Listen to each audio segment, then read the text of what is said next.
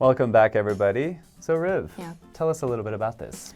Right, the story was about 25 years old man who was jogging casually in town of somewhere in Georgia, and then he was chased by 3 white men, and eventually he got murdered by these 3 men. And then it took many days to get persecuted, and that was the legal issue why this case was not solved in a timely manner.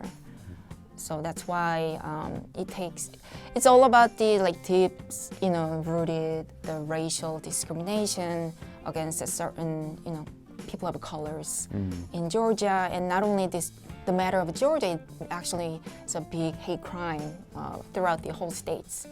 So how to deal with this is, it just, begs the question. We don't know yet. We know the answers, but I think the perception and the whole process people deal with is not exactly the same that we hope for. I mean, that's people say systemic racism means it's basically institutionalized. It's within the system. It's part of the system. The system uses it. Right. So it's hard to separate it and remove it. Right. It takes a long time. Institutionalized. Institutionalized. So, what are the risks of letting people act as vigilantes? I mean, Batman's a vigilante. Oh, yeah. Sure. I don't know, people like him, but even in the movies and comics. Spider-Man also. Yeah, you get the superheroes. But usually the police are not happy with him, and they have a very uneasy relationship. But I think that's because, they aren't trained, or maybe their motives are not good, or you have a lot of variables, I think, with vigilantes. Vigilante. Vigilante. I mean, there is the thing what we call citizen's arrest, where yeah.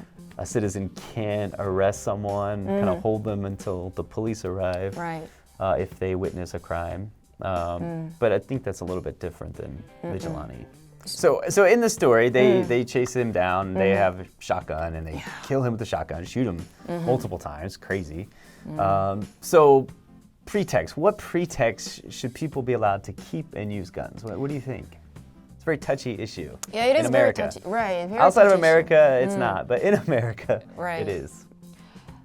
Use gun is pretty intense, but I think most of the time the case could be when you are being threatened. And then, as a self-defense, maybe yes. Self-defense. Self-defense. Isn't like Florida? There's the law is about to stand on your own. Stand your ground. Yeah. Yeah. Yeah. So that even the state allows people to defend yourself before the police comes in.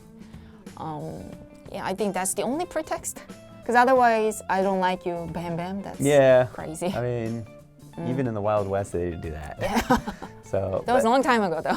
Yeah, I feel like you should have some more training than what is required now. I don't think anyone should just be able to have guns. You need to prove that, 1, you're mentally capable of using it, and 2, physically capable. Like, how well do you know the gun itself, and safety regulations, all that stuff. I think that should be key before you own a gun. But that's part of the Second Amendment, well regulated. Thank you for joining us today. We will see you next time.